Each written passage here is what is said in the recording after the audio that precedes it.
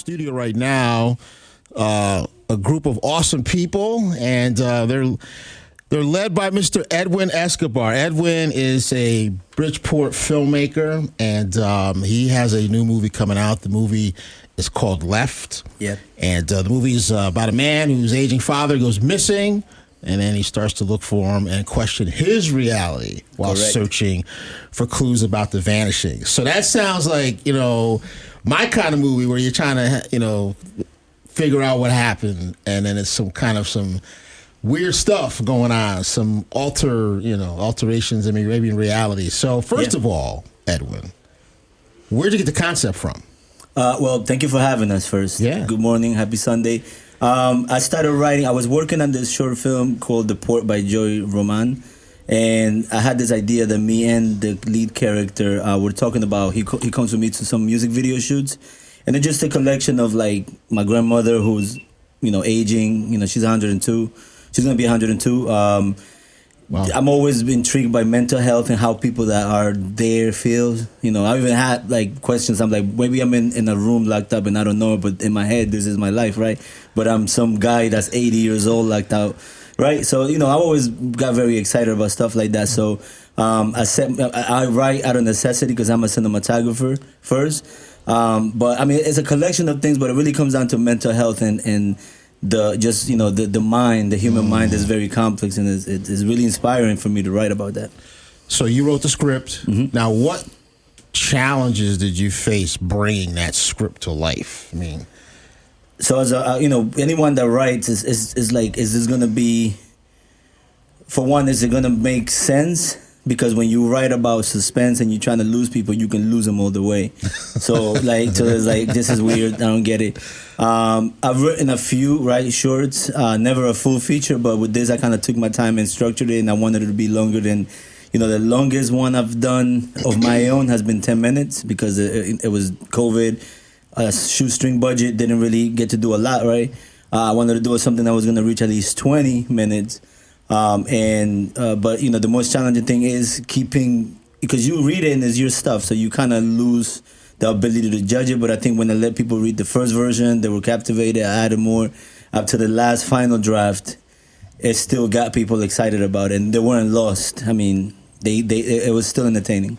Now, just to give people some perspective, so the runtime is going to be 20 minutes? At least 20 minutes. Yeah. So how many hours of filming go into producing a 20-minute runtime? Right. So this one was 4 days, okay. 2 days of the little scenes in different locations, a lot of driving around, moving around. Then the other 2 days were one location based, but there was a lot of heavy makeup work in one, and the other one was 18 hours in a house that we got to use once, so we had to really get it done. Right. But yeah, 11 a.m. to 5 a.m. the next day. That's a lot of hours. So it's hours and hours and hours. Hours. It's a lot of hours. So the next question in my mind is why? Like, why would anybody spend that much time, right, to produce something that's like 20 minutes? Like, why? Like, what does that do for you? Well, I know what it takes to get it done, so that's consistent with what it takes. If you're gonna do it, if you're in it for, you love the we love the process. There it is. Again, I couldn't do 18 hours for anything else at all. I wouldn't do 2 hours for something else that I don't enjoy. But everybody, I mean, I'm a good judge of character, and I meet people, and I think everybody I involve were on the same page. Nobody complained. I think normal, like trying to get things done. Little frustration here and there when things aren't in place, but not with people, but with things, right? But overall, we left smiling after 18 hours. And if you want to do a feature film, you're going to be weeks and 14-hour days because it takes a lot to get it done right, for consistency, sound, everything that it takes. So, but it's enjoyable. And this time, thanks to people like yourself and so many people that supported, I was also able to get the locations I wanted. I didn't have to settle because I was able to pay for them through the crowdfunding campaign that I did. So that's another part of it that I wanted to do different. I didn't want to, settle for locations or for things or props or anything. No, I was happy to be a part of that. I mean, I'm friends with one of the cast members, but he and I go back 40 years, and I saw him forward the campaign. I'm like, oh, okay, sure, And then I'm noticing other people. I'm like, this is starting to gain some momentum. And I said, it's really cool, right, in our city, right here in Bridgeport, to see that sort of thing happening. So I was happy for you. I was like, this is great. It is. Because I didn't really even know you. I mean, we hadn't really never met or linked up. And I said, I want to support this brother because this is the type of thing we need. Absolutely. For everybody. I mean, every time I have a meeting or an idea comes up, the part that people get stuck on is the financing part. Like, and it's not just so we can share the money and do crazy stuff. I mean, the only thing we did was a dinner for the actors, but it was for bonding and to show appreciation because everybody just really wanted to be part of it. Right. But, we got a lot of support because people saw that we were doing something, and the platform we use, because it's called ourstory.com, is also very helpful. They don't just let you do whatever. They're in tune with what we were doing. They give you some coaching too. And I just took advantage of a 15-year-old network that I've been working with, and I never felt, this is the first time I crowdfunded too at all. But I got out of my shell and it worked, and we got it done, and I'm halfway editing right now. That's awesome. So what's the projected date for the screening? So the premiere is probably going to be done. I'm going to say top of May, not to rush the process. Right. It was originally going to be like the middle of April. Right. But this is what I do for a living, so I don't want to rush that process. I still got to take work and gigs, but I'm happy with the rate that I'm at right now. So and it's going to be timeless anyway. So May, but I want to do May when all the big festivals are going. I mean, festivals are all year round, but spring, new beginnings, people outside, and I want to keep it local. I want to do the Bijou, I want to do the Klein, I want to do all the Connecticut circuit, theaters that are in the directory. But yeah, awesome. So you mentioned the cast. We're going to talk to some of the cast members, and they were kind enough to get up early on Sunday and come in here. It's a pleasure. How did the cast come together? Like, how did you? It was a cast call. Like, how did you find the individuals that are involved? So I try to do everything by the book as far as auditioning. Okay. If you do a short film, it's really what the difference is how many days you give it, right? How long the script is. But the process of I like to repeat the process no matter how long the project's going to be. So I did skip that because I have a lot of actors on my network, and it would be just for show to have two people speak for a part, knowing that I know who I want, right? So that's the only part that I did kind of outside of the norm. But I wrote it with some people in mind. I wrote it with my friend and actor Steven Edmonds, aka Blue, and I wrote it with him in mind because again he was around for some of the ideas that came to this, and then everybody else I worked with before doing my own or others, like Adriana, she was in The Port, which we had just shot, right? Baltazar right here, for example, he was in Tenet, my first original short that I did during the pandemic. So it was people I knew and I ran into. And Mr. Will, I met at the first Bridgeport Film Festival. And I kept him, and I was like, that's the character.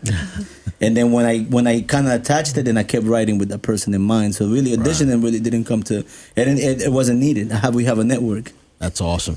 So we got a couple cast members in the studio right now. We're going to start with, and we'll bring others in as the hour progresses. So we're going to start with Baltazar. Is it Fidalgo? Baltazar Fidalgo, yes. So Baltazar, you play the character Gus, who was an orderly in nursing homes. So talk about your experience bringing that character to life. What was that like for you?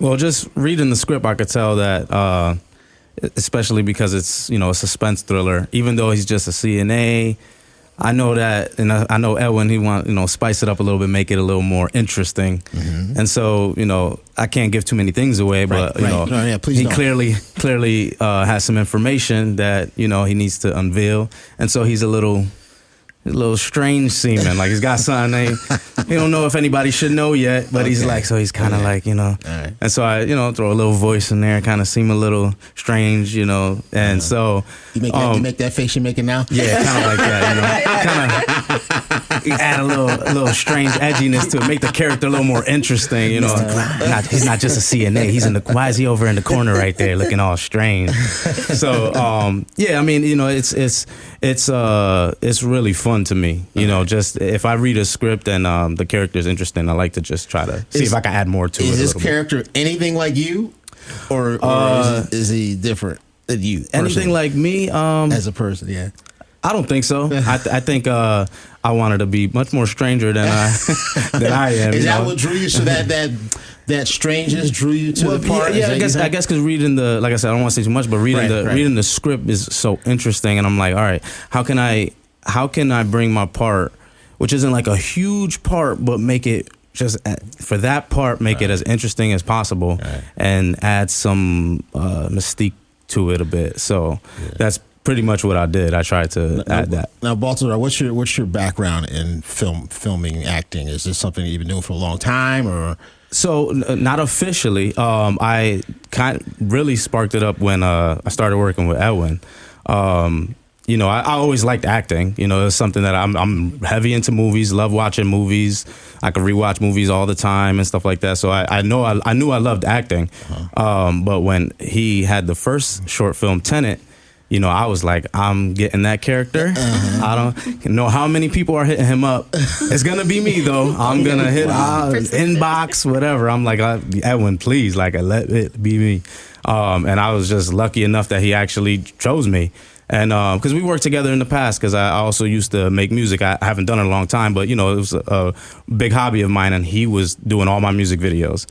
Because he just was so good at what he did. I was just like, no, I have to use this guy. So we stayed connected that way. And then I played in his second short film, Inverted.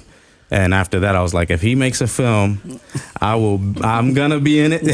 I'm gonna try my best to be in it. That's awesome. Yeah, I can't wait to see that.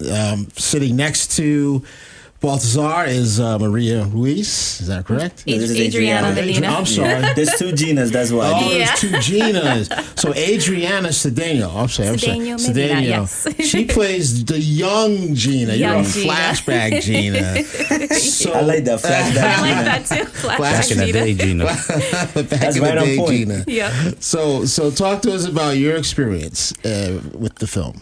It was amazing. Like Esco was saying, I first met him when we did The Port last year, and his cinematography and just the way that he handles the camera, and it was beautiful. And I know when he told us at the premiere of The Port that he was working on this film, I was like, if you need any actors, let me know. And then not that long after, he messaged me the script.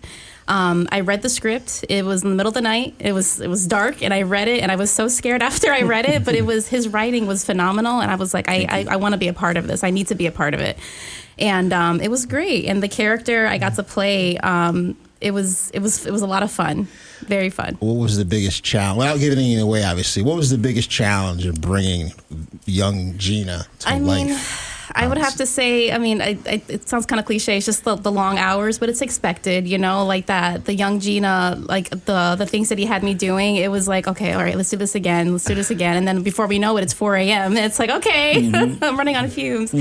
But always with a smile on your face. Yes, that's right.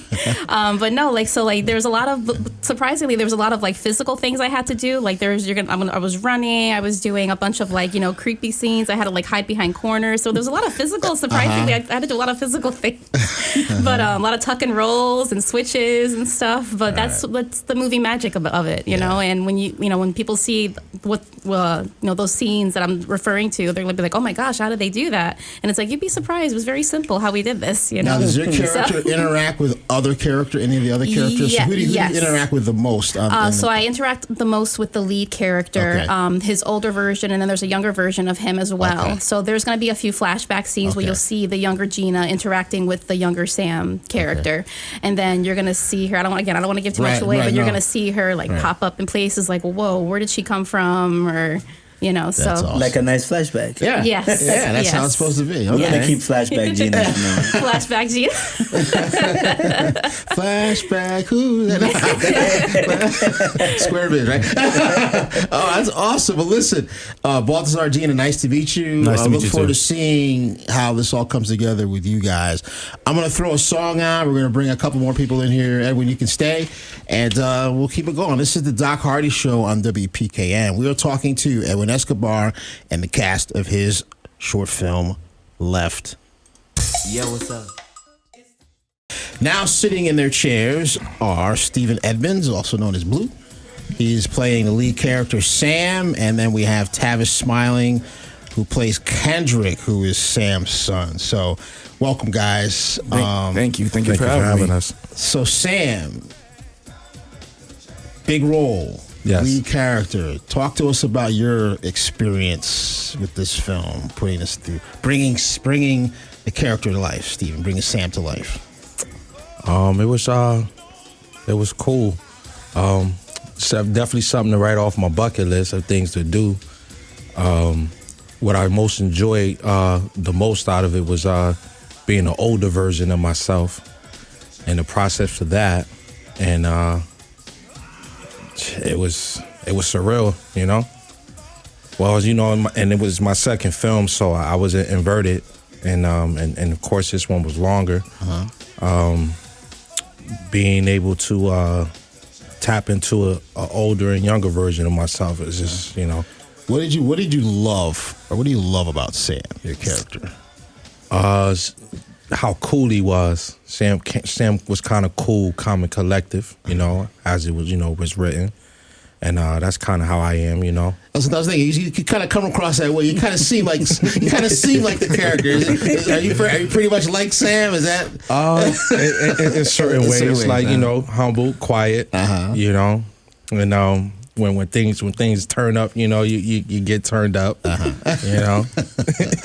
If you were gonna pick a celebrity to play Sam, who would you pick? Who would you choose? After playing the role yourself, who do you think this person did a really good job with this role? It might sound like a joke, but a lot of people they be calling me Wesley Snipes.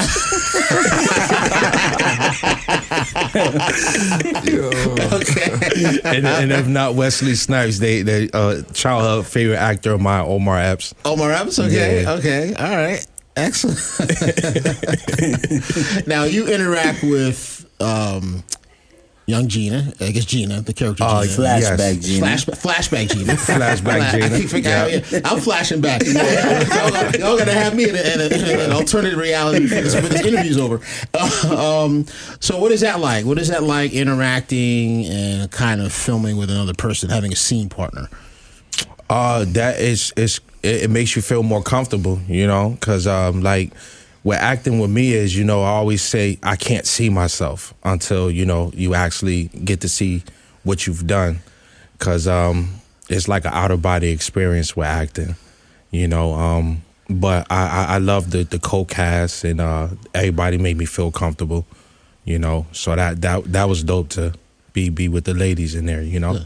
How do you prep for a role? How do you get up? You get a role. They're going to start filming, you know, next week. How do you get ready for something like that? A whole lot of reading the script and trying not to be yourself, which is sometimes, you know, it's kind of hard to do, to step outside yourself, then go into character. That's what the long hours on set is about.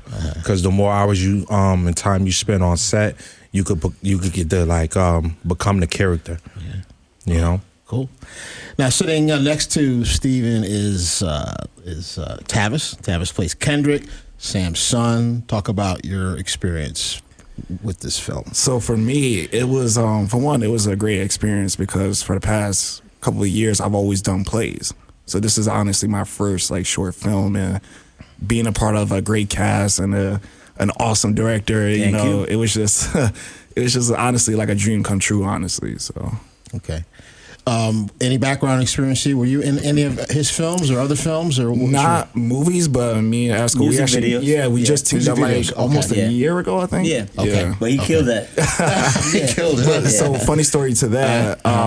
When we was on set for that music video, now I've seen Esco's work before, but I never seen him in person at all.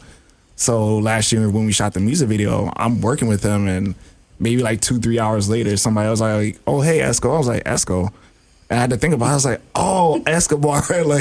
So I just kind of fanned out, but, it was dope. So now the two characters, Sam and Sam's son, according to what I'm reading, they're on the journey. You're both on different journeys, but on a journey. Yeah. So Edwin, throw a question back to you. Mm-hmm. Like, what do you want people to be thinking about when they drive home from the movie? Like, what do you want them to be thinking about? Overall is you don't know. You can hear me? Yeah. Overall, you don't know what someone's reality is, right? And you don't even know your own reality sometimes, right? Like I said, but yeah, you don't know what someone's going through. You don't know what's going on in their head. From the two characters, it's just to address the father-son situation. Yeah. There's a lot of undertones in this movie too. So it's dementia is the big undertone, but also the relationships in between the people that have to deal and have the burden, which it is a burden that you pick, or some people don't, but most of us do, right? To have an aging parent or a sibling start losing it and losing their identity and who they are, to a disease that's unreversible, right? But you don't know what's going on to their head. When they're lucid. What memories, the brain is the brain. It's going to do what it's going to do, right? So I just want them to go, to understand that, it affects everybody around the person that's affected by the disease. But overall, a father and son, Sam's character has this guilt of he expects his son to hate him because of whatever history they may have that you'll see in the movie. Mm-hmm. But when we actually meet his son does not hate him at all. So, that could be between any kind of family member discourse. You really have to, if you communicate, you start kind of believing these things that you tell yourself, but in reality, you reach out and there's always a hug. And that goes to relationships, friendships. There's people that you be like, you have a difference and you see them again and all you feel is joy that they're doing okay and stuff. So pretty much you don't know what someone's going through, and kind of reassess relationships and how you deal with them. Excellent. This is Doc Hardy and Doc Hardy Show, talking with the cast of Left and the filmmaker director Edwin Escobar. Steven and Tavis, thank you guys for coming in. I know it's early on Sunday, but little promo for the movie's not going to help. You always take the promo. All right, we're going to take a little musical break. We're going to bring a couple more folks in here and talk to them. I'm Doc Hardy. This is WPKN Radio. And since we're talking about creepy, suspenseful things like that, how about a little Footsteps in the Dark from Jared Lawson? I'm back with Edwin Escobar and the cast of the movie Left. And now in studio along with him are Chris Sear, who I know by reputation. What that mean? Wait a minute. No. This a gotcha interview? Because none of those stories were proven. So. You're working on old intel there, buddy. I saw you perform at Metric one night on Jackson Massan's Metric. Okay, yeah. That's how I know who you were. I said, I recognize that name. So Chris plays Adrian, who is an orderly at the base. I guess he works with Gus. You and Gus work together in the movie? No. You guys don't work together? Okay. No. All right, but he's second shift, I'm third shift, okay, two different shifts. And then we have Maria. This time we have Maria Ruiz. I had the right person. Yeah, she plays Gina. And now, according to what he just said, they had to age you because you don't look that much different than young Gina, who was just sitting here. Yeah, flashback Gina. flashback Gina. Yeah. So, what was that like to be aged? Like, what was your first reaction when you saw yourself aged? I was excited, and I thought I was a cute older woman. I looked like my grandma and my mom, so it was nice to see. And it was exciting because it was my actual first film, so to be aged for it was pretty exciting. Okay, awesome. So tell us about your experience overall with the film. What was it like for you to bring this character to life? Oh, wow. Yeah, well, long hours. It was long hours, definitely. It's a common theme. Definitely, it was long hours. But, the experience was good because at the end of the day, I had my own experience with dementia with my great-grandma. Oh, okay. So, it was nice to be able to be a part of this whole thing, and see different aspects, see seeing him getting aged and seeing Gina, the flashback Gina. We had to do a lot of acrobats and a lot of things to get some of these scenes done. So all practical effects too. Yeah. I'm a big practical effect guy. We all did our own stunts. Okay, that's good. Awesome. Now, Chris, on the orderly, how did you bring the orderly to life? And were you serious, or are you any of your alter ego creep into this character? I don't have an alter ego. Again, I don't know who you've been talking to. I just mess with you. Sure. I brought it to life by Esco telling me what to do, and I did it well. Okay.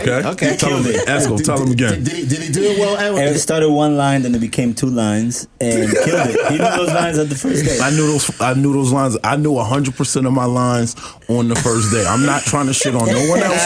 Can I say that? I'm sorry. I ain't trying to downplay nothing else anybody else did, but 100% of my lines were known first day on set. Okay. I mean, ask anybody else if they could do that. So Chris scene is one of the shortest by choice.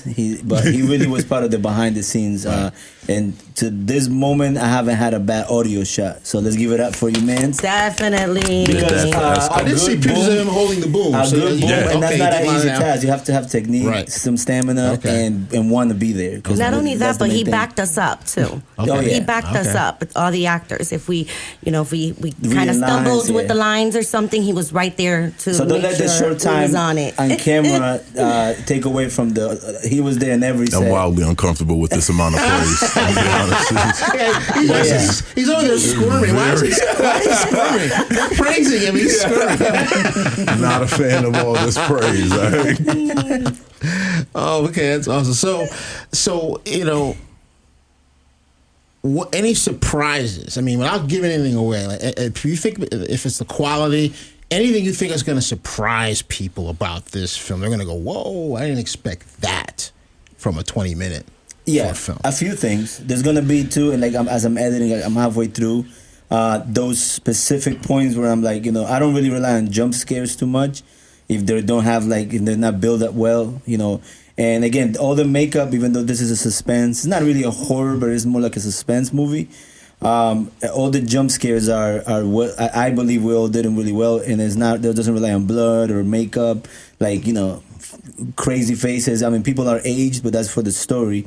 But the surprising moments, the moments they're translating really well. So they're going to be, even when they start understanding what the film is about, even though we have been talking about it, when they start understanding what Sam's going through, it's going to be like, okay, I get it. Oh, wow.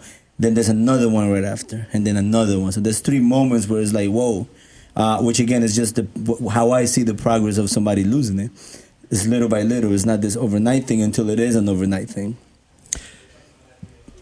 Chris, if you could have played any other character in the movie, Perfect role for me. I got my role. yes, it. I got my role. Yep, I'm very happy with my You were role. happy with your role. How about you, Marie? You happy with your role? I'm happy with my role. You were happy with that role. You were Yes, happy bringing definitely. that. Okay, so- I enjoyed the fact, I've worked with Esco before. You have, okay. Many Yes, times. many times. Okay. So we go back years. Okay. So and those projects was more just, pretty girl on scene.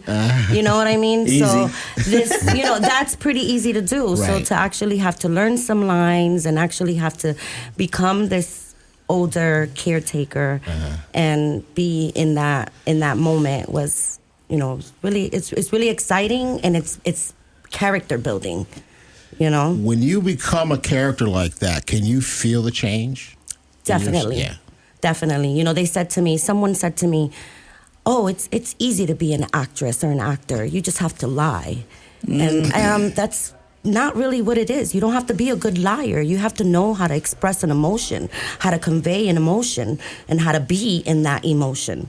That's what it And really even entails. harder to have the lack of emotion show in certain moments. So that's part of acting too. Right. And because I have Maria here, so that one of the reasons too that I named the character named Samuel Grimes is, for our friend Samuel Grimes, who was an artist that I did videos for too, who passed away a couple of years now, right? Oh, Yep, okay. Sam So Grimes. it's not about him. It's not about him at all. Right. Just, his guy was our age.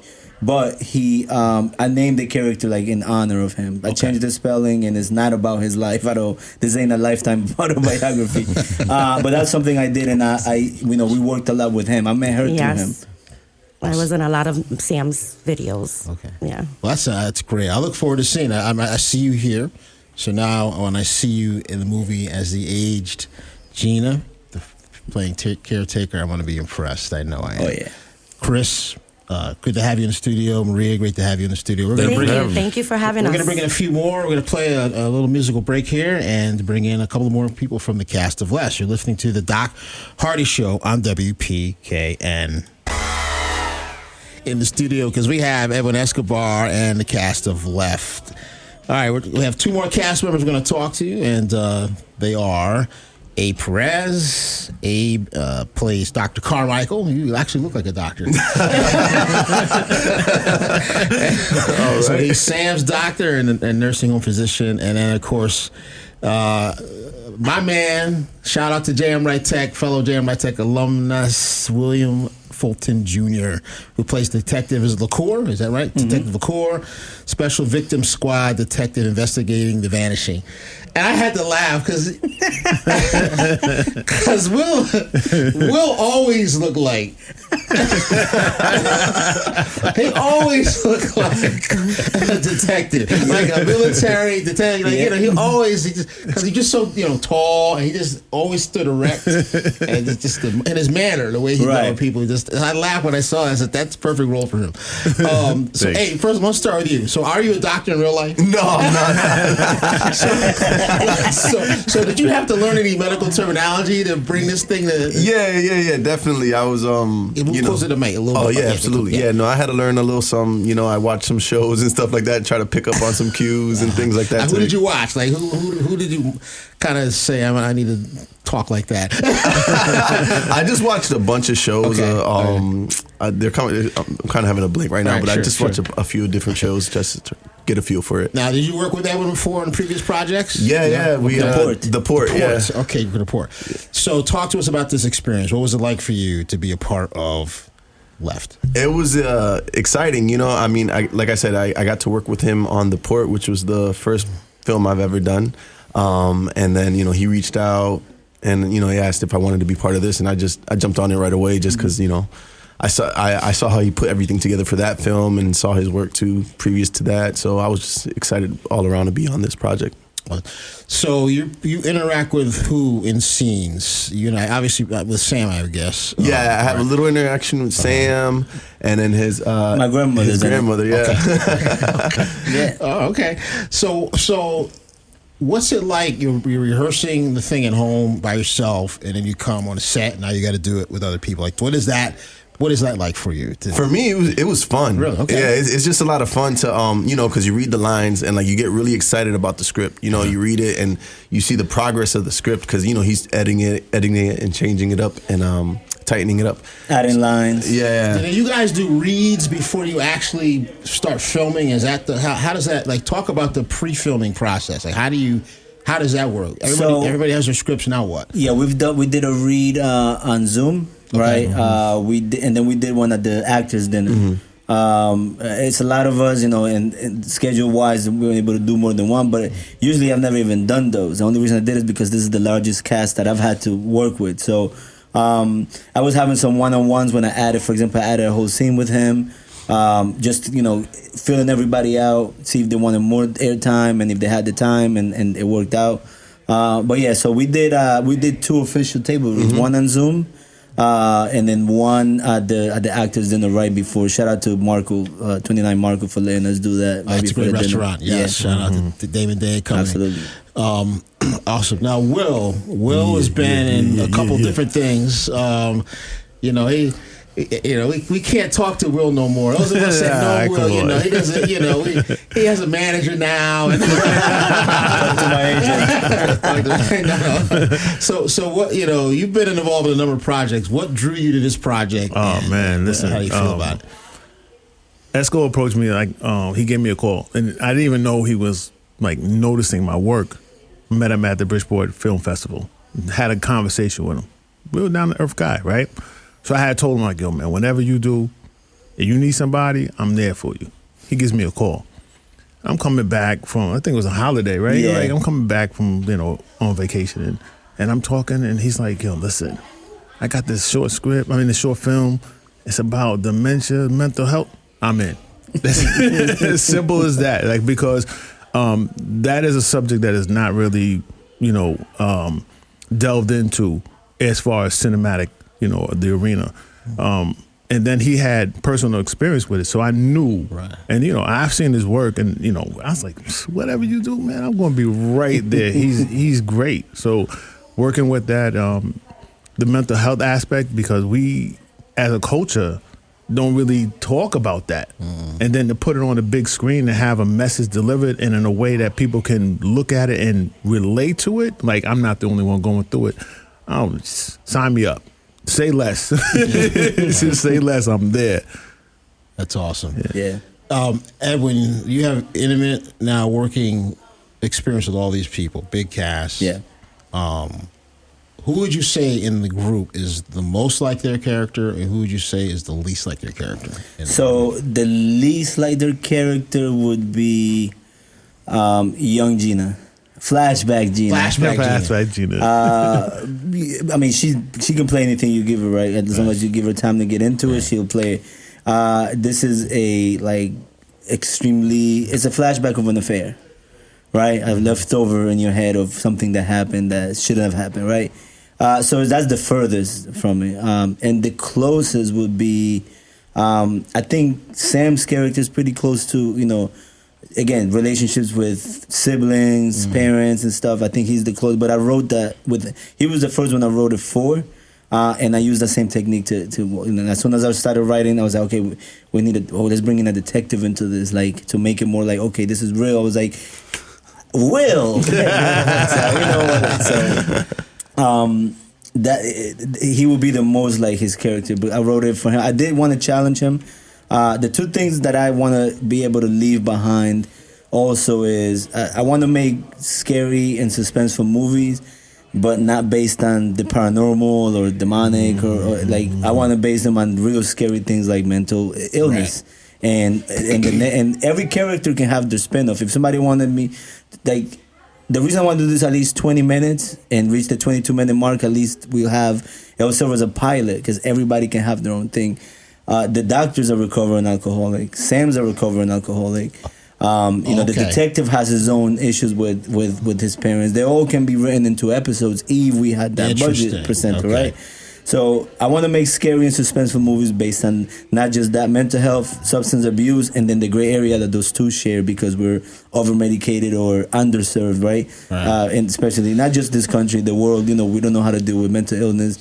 I mean, you can't even tell a story. Sounds like you're addressing the whole behavioral health arena. Yes. Like any, because it's easy to look at people. So he's this, he's that, but everybody got a story. We all have everybody got a backpack that we need to address. So that's what I want to leave. I want to make sure the stories are based on reality, because there's nothing scarier than losing your identity or being lost in addiction. Oh, yeah. I can't wait. I'm Doc Hardy. This is the Doc Hardy Show. Sitting with Edwin Escobar and the cast of Left. We talked to 8 people plus him. This is now officially my biggest interview in past. We're honored. I have more people in here than I ever had. This was a lot of fun. So again, the premiere is going to be sometime in May. Yeah, early May, hopefully. So how can people follow you on social media so they can keep up with the progress? So at the moment, you can follow Director Escobar on Instagram, or Left Short Film with a 3 instead of an E. I'm playing a lot with the title just to get people confused. So Left, so that's L3FT Short Film. And on Facebook, I'm Edwin Escobar. So pretty going through my regular pages. Okay. And EdwinEscobarFilms.com. I have some of the info there too, but mostly our social media pages. Awesome, yeah. So, and I'll be talking about it as the film gets closer. I'll be letting people know. Well, you're gonna get an email as one of the contributors. Yeah, hey, premiere. I'm ready. You see this right here, sir. Are we gonna have a red carpet? Absolutely. Okay. We're gonna treat this like we gotta be the change we want to be. We want to treat it the way we want to be treated. And I mean, the director I work with on the port, I really love how he picked the cast, and also how he treated it like it's an open night. This, instead of I want to do it in theaters. The Bijou has been around. I want to keep it Bridgeport without having to scream Bridgeport, but it's all over the movie. You're gonna see where we're at. Well, I think it's good for Bridgeport. Bridgeport needs to be right there. I mentioned with everyone else in the arts in the state. Yeah, agreed. I think musically, acting wise, the visual arts. We should not be left behind everyone else. So this would be. But it's our job. We're gonna do it. We got to do it. We get it done. Listen, thank you guys. I know Thank you. Sunday Thank mornings- you. Sunday Thank you. mornings early. I'm surprised at how many people came. That's the commitment there. That's a commitment to you, and I. It's an honor for me. And anytime people take time out of their schedule to come in the studio, you know, it works both ways. It promotes you, it promotes me. Yeah. I get more listeners that would not listen to my show because you're here. You're going to get people to come to your movie. They wouldn't know anything about it. So that's it's symbiotic. You know, Absolutely. So keep it up. Keep up the good Thank work. you. Thank you. And, Thank you. You know, everybody have a great Palm Sunday. Oh yeah. Thank you, brother. All right, I'm the Same doctor. to you. I got about 10 minutes left, so we're gonna do what are we gonna do in here? We're gonna let's see. I'm gonna make it funky. I like to take it out funky, so let's do it.